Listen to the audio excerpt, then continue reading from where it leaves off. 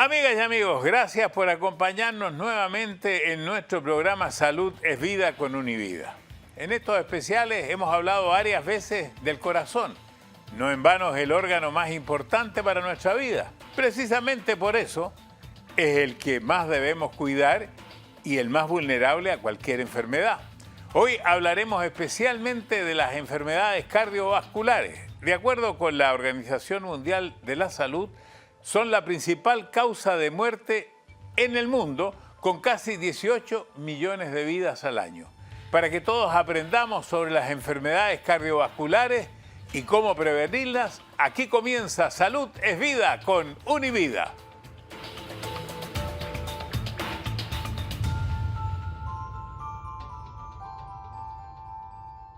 Todo listo entonces para dar la bienvenida al director médico de Univida y al famoso doctor Orlando Rodríguez. Bienvenido, doctor. Muchas gracias por compartir nuevamente sus conocimientos con nosotros. Hoy queremos hablar de las enfermedades coronarias.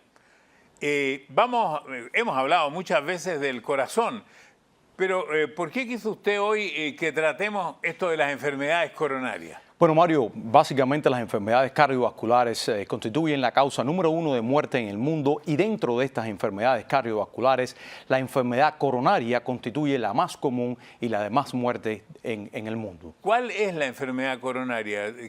¿Tiene nombre solamente como enfermedad coronaria o tiene varios subnombres? Bueno, la enfermedad coronaria se refiere a la enfermedad que surge dentro de los vasos o las arterias que irrigan al corazón, al músculo del corazón con sangre. Esas arterias pues empiezan a disminuir su diámetro a raíz de acumulación de placas de colesterol dentro de su lumen, y entonces existe una restricción del flujo de sangre hacia el músculo. ¿Esto se va produciendo por qué? ¿Cuál es la razón? ¿Es principalmente por lo que llamamos el colesterol? Bueno, claro, eso empieza a surgir por la acumulación de colesterol en las paredes de los vasos sanguíneos en un proceso conocido como arteriosclerosis, y entonces empieza a disminuir el flujo de sangre. ¿Y cuándo estas enfermedades coronarias son graves? Bueno, Mario, cuando la restricción del flujo es tal que el músculo ya siente esa falta de oxígeno y de nutrientes, pues entonces eso se convierte en grave, puesto que puede llevar a diferentes problemas como un infarto de miocardio que puede causarle la muerte a un paciente, y también a enfermedad donde se debilita el músculo, conocido como las cardiomiopatías y arritmias cardíacas que pueden ser malignas. Bueno, yo ahora me pongo otra vez porque parece que las personas mayores son las que más tenemos enfermedades coronarias. Y bueno, claro, a medida que vamos envejeciendo, pues los vasos sanguíneos sufren ese cambio en el envejecimiento y se van dañando poco a poco, y entonces pues vemos un incremento en la incidencia de la enfermedad coronaria en las personas mayores. Bueno, hemos invitado al cardiólogo intervencionista, creo que así se llama, el doctor Juan Pablo Zambrano, jefe de cardiología del Hospital Jackson de Miami. Después de estos mensajes. Estamos en el programa Salud es Vida. Hemos invitado al cardiólogo intervencionista, el doctor Juan Pablo Zambrano, el jefe de cardiología. Un gusto. ¿Cómo está? Mucho gusto. Del Hospital Jackson. Correcto. Doctor, muchísimas gracias por acompañarnos. Estábamos hablando con el doctor Rodríguez con respecto a todas estas enfermedades coronarias. ¿Y qué le pasa entonces, le pregunto a usted, al corazón, que comienza a recibir menos sangre de la que necesita? ¿Cómo se nota esto? ¿Qué efecto produce? Bueno, interesantemente pudiese ser sin síntomas, pero cuando se manifiesta con síntomas tiene un espectro que puede ir desde simple y sencillamente sentirse cansado o falto de aire, a tener síntomas más clásicos como opresión en el pecho, molestia en la barbilla. Es un espectro bastante amplio. Todo lo que ocurre desde el estómago hasta la barbilla puede ser una posibilidad de síntomas que puedan ser causados por el corazón como una de sus manifestaciones. ¿Y esto, doctor, nos duele? ¿Nos damos cuenta porque nos duele el corazón o el corazón no duele? ¿Cómo es eso? No, el corazón duele, contrario a lo que muchos pacientes creen, que se localiza simple y sencillamente en donde está el corazón. Es un dolor más generalizado porque es un dolor visceral, es decir, que viene a irradiarse a la zona en la cual se encuentra el corazón, no necesariamente en el área del corazón, Pero sí, puede ser un dolor y cuando se trata de un infarto agudo de miocardio es un dolor severo, de los peores que se pueda sentir probablemente. Es el que dice que le duele a uno el brazo izquierdo, Claro, que le sube el dolor hasta la mandíbula. Correcto, correcto. Le pregunto esto porque me imagino, doctor, usted que atiende muchas personas mayores también, y hablábamos que el corazón es cuando más empieza a fallar. ¿Con qué síntomas llega la gente? Bueno, y precisamente, Mario, llega con síntomas, como explicaba el doctor Zambrano, síntomas que son clásicos y algunas personas con síntomas que no son tan clásicos, ¿verdad? Especialmente las mujeres y las personas que son diabéticas, ¿verdad? Y se manifiestan con el dolor precordial o el dolor en el pecho, que usualmente es un dolor de presión. Ese dolor a veces se irradia hacia el brazo izquierdo, la persona se siente con náusea, a veces vómito, a veces se siente cansada, fatigada. Y a veces se siente otros síntomas como un dolor en el abdomen, epigástrico, y a veces el dolor hasta en la espalda o hasta una muela. Doctor Zambrano, todos nos asustamos de la palabra infarto. Correcto. ¿Qué es un infarto, doctor? Bueno, un infarto es un fenómeno en el cual ha ocurrido un imbalance entre lo que requiere el corazón para funcionar, lo que están supuestos en darle las arterias de oxígeno, al punto de que el músculo del corazón muere. Y al morir el músculo del corazón se produce un infarto con todas sus otras consecuencias y liberación de proteínas y enzimas en la sangre. Y escuchamos también hablar de la palabra cateterismo. ¿Qué es cateterismo? Bueno, el cateterismo es una de las maneras como se manejan los infartos, especialmente cuando se trata de un infarto agudo, en el cual, como dicen, tiempo es músculo. Por tanto, ya sea de una manera aguda o de una manera que se la programa, se introduce catéteres plásticos muy pequeños que llegan al corazón, permiten visualizar las arterias y en la visualización de las arterias permiten establecer un tratamiento de ser necesario. Eso se lo hace por un acceso ya sea por el brazo o por la ingle. Aquí en algún programa que tratamos con el doctor Rodríguez, usted, doctor, me acuerdo que trajo un stent. Correcto. Entonces lo que le vamos a preguntar ahora al doctor es cómo se coloca este stent, porque a uno le parece esto como casi ciencia ficción. ¿Cómo entra este aparato? ¿Cómo lo abren? ¿Cómo se hace eso? Sí, es bastante estandarizado, ¿no es cierto? Es algo que comenzó hace muchísimos años y en lo que consiste es entrar con estos catéteres plásticos, llegar a posicionarse a nivel de las arterias coronarias, que son las arterias que le dan sangre al corazón, y luego introducir unos alambres muy pequeños, de 0.014 de pulgada, que llegan a través de la obstrucción y luego dilatan un balón para crear un espacio en el cual luego se pone una malla, como malla de gallinero, de ese tipo de estéreo, para tener una idea. Esa malla crea una estructura que soporta a la arteria para que no se vuelva a cerrar. ¿Y cómo se hace el balón? Eso es lo que no entiendo. ¿Cómo se produce cómo se le produce aire al balón para poder meter el stent? Claro, el balón es una estructura muy pequeña, de milímetros, 2 milímetros. Una vez que cruza a través del balón por un aparato que insufla un contraste, que causa el crecimiento del balón, y ese balón al crecer expande el área de obstrucción para dar espacio para que después venga el stent. Y el infarto, digamos, la obstrucción es una de las consecuencias. ¿Hay otras consecuencias? Bueno, ¿otras causas del infarto? Sí. Bueno, sí, el infarto es un síndrome que se puede producir a causa de otras enfermedades, aparte de la enfermedad coronaria que tupe las arterias. En ocasiones puede ser un imbalance tan marcado entre oferta y demanda, entre lo que significa lo que necesita el corazón y lo que está llegando, que puede llegar a dañar el músculo del corazón. Llamémoslo arritmias, o llamémosle una anemia severa, o llamémosle un trauma al músculo del corazón. Eso también puede a veces dañar al músculo del corazón y causar un infarto. Pero realmente al que nos referimos comúnmente y clásicamente como el infarto es en el cual la arteria se obstruye y al obstruirse la arteria daña el músculo del corazón. Voy a hacer una pregunta personal, porque estuve para un familiar que de pronto le dice al doctor que ella, junto con tener un dolor, le dolía hasta la oreja. Y ahí el doctor me parece puso atención, dice, vamos a hacer una revisión completa.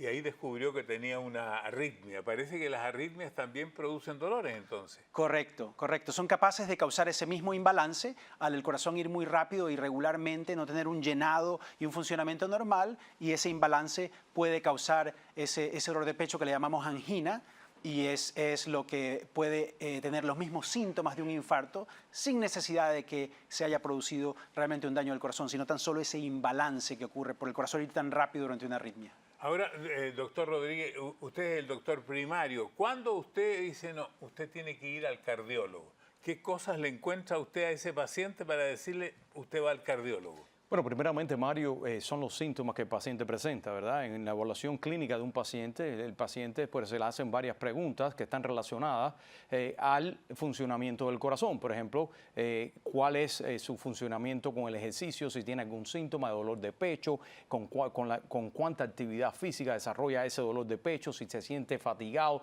cuando lo hace, si se siente falta de aire cuando lo hace, toda esta serie de cosas. Y también durante la visita, pues nosotros tomamos un EKG, es decir, un electrocardiograma, para ver cómo está la función, la electricidad del corazón, y a veces en ese electrocardiograma pues nosotros podemos notar cambios que sean significativos y que nos puedan decir que quizás exista un problema.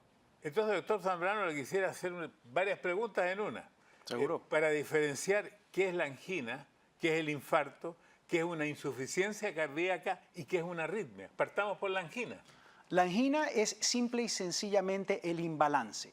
El corazón no está recibiendo suficiente sangre, la manera de quejarse del corazón es producir este dolor, que lo llamamos angina, que tiene un espectro de manifestaciones. Eso es la angina. En la angina no hay daño del músculo del corazón. ¿Cómo se cura la angina? ¿Cómo se ayuda a la angina? La angina se puede manejar de diferentes maneras. Primero, en una evaluación clínica como la que hace el doctor Rodríguez con sus pacientes, determinar que no haya una causa. Por ejemplo, la presión muy alta. Por ejemplo, una anemia muy marcada. Por ejemplo, un desbalance del azúcar. Entonces, una vez que existe esa evaluación, luego se procede a decidir, dependiendo de la causa, vamos a corregir lo que está originando ese imbalance. Si el imbalance es causado por una obstrucción, entonces vamos a disminuir la demanda cardíaca para que la oferta que está comprometida sea aún suficiente como para que se mantenga en balance. ¿Qué significaría disminuir la demanda cardíaca? El corazón tiene que contraerse a una velocidad y bajo una carga de presión arterial. Si tú disminuyes la manera, cuán rápido se contrae el corazón y cuánta presión, en contra de cuánta presión bombea, puedes ayudar. Y la otra manera, eso es lo que tiene que ver con la demanda, y la otra manera es aumentando la oferta, es decir, aumentando la dilatación de las arterias, ya sea las arterias vecinas o la arteria comprometida, utilizando ciertas sustancias como la nitroglicerina y sus derivados. Ahora, el infarto, ¿qué diferencia tiene con la angina? El infarto permite, a través de cambios electrocardiográficos, como dijo el doctor Rodríguez, y cambios en la sangre, en marcadores de la sangre que se llaman biomarcadores, como son las troponinas, una elevación de troponina junto con esta clínica de angina y con cambios electrocardiográficos permite el diagnóstico de un infarto. Es decir, lo diferente principalmente es el biomarcador o troponina que se eleva en sangre. Y eso significa que hay una obstrucción. Significa que hay un daño del músculo del corazón, muy probablemente debido a una obstrucción. Y una insuficiencia cardíaca, que era la otra que la había dicho. Correcto.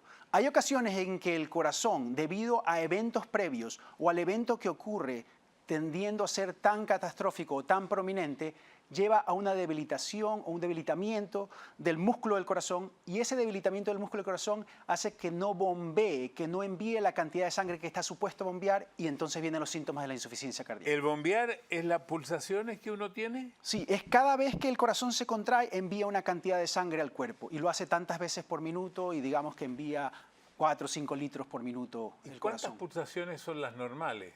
Digamos que normalmente es entre 60 y 100, quizás es más apropiado decir entre 50 y 90, pero entre 60 y 100 se considera un ritmo normal todavía. Y después vamos a la última de las preguntas que yo le hacía y que era...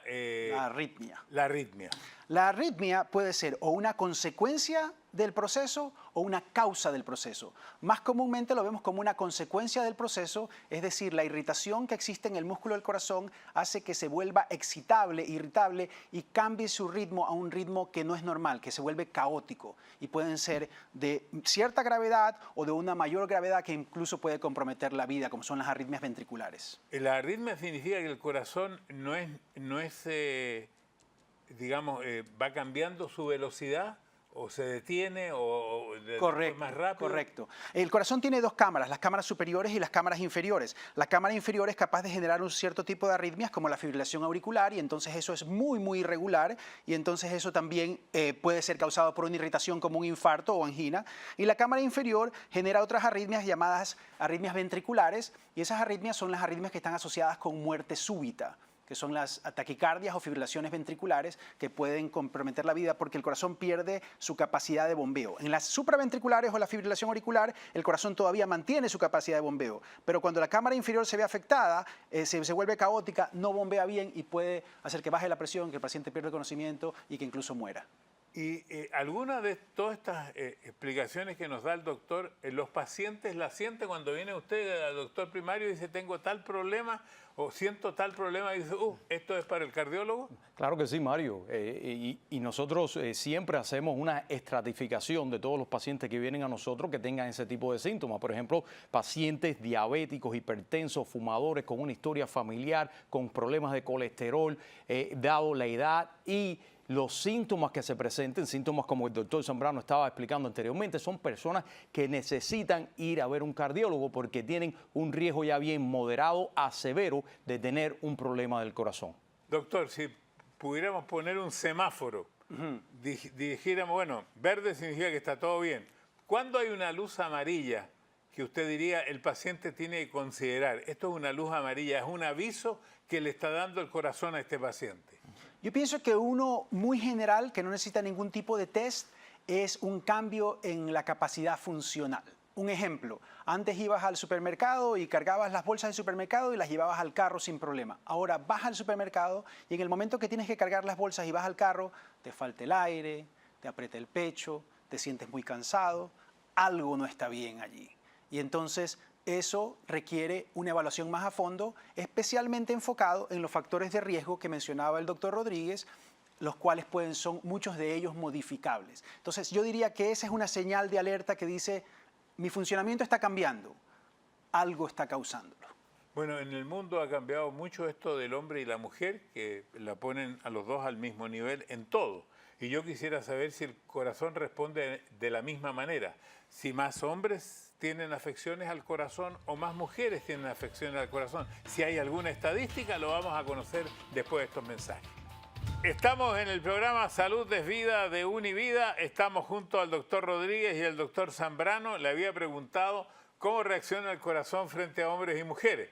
Si las mujeres tienen más afecciones cardíacas, si los hombres, si existe alguna estadística, no lo sé.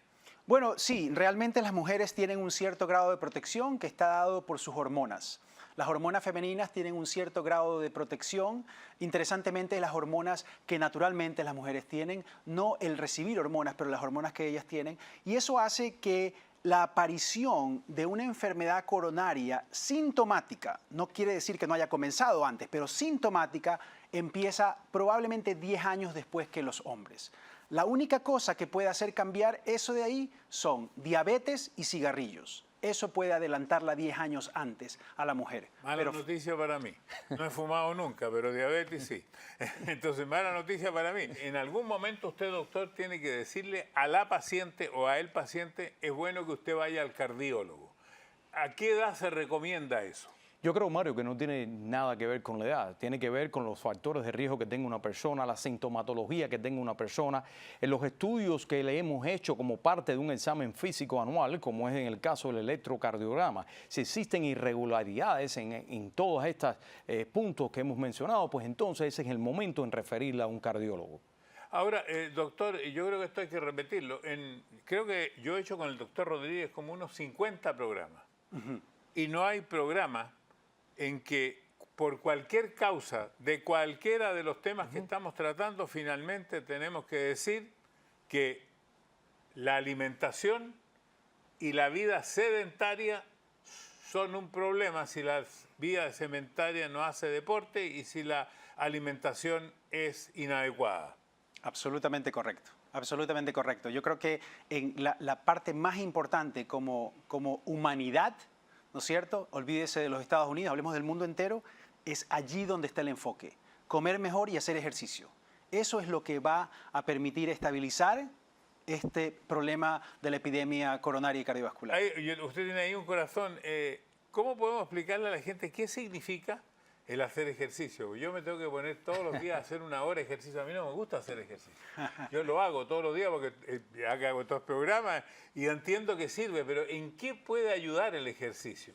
Bueno, el ejercicio ayuda por múltiples mecanismos que van más allá de lo que tenemos tiempo para discutir, pero en general lo que hace es que al causar que el corazón se acelere y lata más rápido y envíe más sangre, produce un rozamiento en las paredes de los vasos que liberan muchas sustancias beneficiosas, además de que también libera en el cerebro ciertas sustancias que tienen que ver con las hormonas de la alegría, como las endorfinas y otras cosas. Por tanto, también tiene un efecto que es de bienestar, al mismo tiempo que tiene un efecto de pérdida calórica y de condicionamiento físico, pulmones, corazón, músculos, huesos. El ejercicio es indispensable. Y cuando va al punto de que a la gente no le gusta hacer ejercicio, yo pienso que hay una mala concepción del ejercicio, porque bailar es un ejercicio. Hay mucha gente y muchas pacientes que tengo yo que no les gusta hacer ejercicio, pero les fascina bailar. Entonces les digo, pongan 2 canciones, bailan 2 canciones y eso cuenta como parte del ejercicio. Todos caminamos y hay unos que tenemos trabajos más activos que otros. Cuenten sus pasos en su teléfono o en su reloj y caminen entre 6.000 y 10.000 pasos al día y eso es ejercicio. Por tanto, el ejercicio puede tener un espectro muy grande. Entonces vamos a cambiar la palabra. Actividad física. Exactamente. O sea, mover el esqueleto, como diríamos. No es necesario solamente en el gimnasio, sino también porque hay personas que trabajan físicamente. Correcto. Por ejemplo, los obreros que tienen que trabajar con una pala, los que tienen que hacer todo el día movimiento y ejercicio, eso también cuenta. Correcto, correcto. Hay un componente del ejercicio que tiene que ver con el tiempo que uno le dedica a uno mismo, que tiene otro componente de bienestar que va más allá de la actividad física, pero en general lo que usted está diciendo es correcto. Eso es mucho mejor que una vida sedentaria. Ahora, yo sé, doctor, que usted recibe pacientes y usted ve que el paciente tiene el colesterol alto, que está obeso, que tiene la presión alta. ¿Qué le recomienda a usted? ¿Qué le dice? Porque además los pacientes somos mentirosos. Cuando dice, yo no sé por qué estoy así, doctor, pero yo no como casi nada. Casi todos le echan la culpa a alguna otra situación y no a la gula que tiene. Entonces, ¿qué le recomienda? Porque el doctor tampoco puede deprimir al paciente. ¿Qué hace usted en ese caso? Bueno, yo creo que tiene que tomar uno una actitud bastante optimista y también bastante entender al paciente como tal, ¿no es cierto? Y entonces tiene que darle motivaciones para que estas motivaciones lleven a que el paciente decida hacer un cambio en la vida. Mucho tiene que ver con educación y entonces, por ejemplo, en lo que tiene que ver con alimentación, hablamos mucho de que la dieta ideal cardiovascular es la dieta mediterránea, por ejemplo, ¿no es cierto? Pero en general lo que hay que preocuparse, evitar el exceso de carbohidratos, evitar el exceso de comida rápida, tratar de ser inteligente en las cosas que uno tiene en la casa con las que se puede alimentar cuando uno tiene apetito o ganas de comer, evitar las bebidas gaseosas y cosas por el estilo. Entonces es un poco de educación junto con lo que le mencionaba hace un momento de actividad física, como decirle, bueno, comienza a contar tus pasos, comienza a hacer más actividad, ponte a bailar cuando sientas ganas de hacer actividad física. Entonces yo pienso que es decirle, esta modificación del estilo de vida y de la calidad de vida es más importante que cualquier pastilla. Y usted dijo los pasos. Como casi todas las personas tienen un teléfono y hoy día todos los teléfonos traen un marcador de pasos. Correcto. ¿Cuántos son los pasos ideales que una persona debe dar al día? Entre 6.000 y 10.000 pasos dependiendo de la edad, ¿no es cierto? Yo pienso que en unas personas, cuando estamos hablando de personas por encima de 65 años, se puede usar como una guía alrededor de 6.000 pasos. Cuando estamos hablando de personas jóvenes, digamos en los 30, 40, yo creo que podemos hablar por encima de 10.000 pasos. Y yo pienso que allí es a donde tiene que encontrarse el balance. Está demostrado que las personas que caminan cercano a ese rango tienen una sobrevida más alta que los que no lo hacen. Doctor Zambrano, le agradezco muchísimo su participación, al doctor Rodríguez también. Quiero cerrar estas palabras. Espero que algo de lo que aquí le dijimos le haga sentido, porque esto no importa la edad. Todos tenemos corazón. No hay ninguno de ustedes que esté escuchando que no tenga corazón y ya sabe cómo lo tiene que cuidar. Hasta la próxima semana con Salud es Vida, de Univida. Gracias. Espero que le haya gustado el video. Suscríbase aquí a mi canal. Llame a sus amigos para que se suscriban aquí también. Y dele a la campanita. Y le recomiendo que siga viendo mi video, porque tengo muchos videos. Siga aquí.